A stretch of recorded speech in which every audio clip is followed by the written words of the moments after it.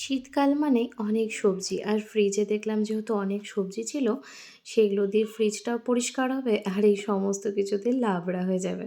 তার জন্য আজকে বানাচ্ছি লাবড়া, যেটা আমার খেতে কিন্তু খুব ভালো লাগে এই শীতকালে। আর দিয়ে দিলাম, প্রথমে কড়াই বসিয়ে দিয়ে দিলাম 5 ফোড়ন, তেজপাতা।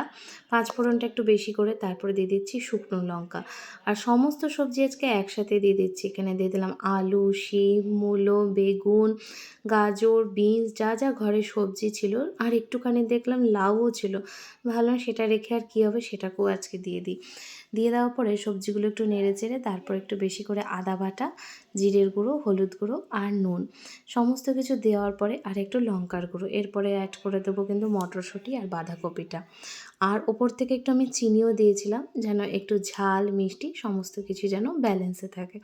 তো এখানে দেখো বাঁধাকপিটা ঢেকে দেবো, আর একটু কিছুক্ষণ পরে যখন বাঁধাকপিটা মজে যাবে, মোটামুটি আমার এখানে কিন্তু এই চচ্চড়িটা কিন্তু হয়ে গেছে। আর সবশেষে অ্যাড করছি ধনেপাতা।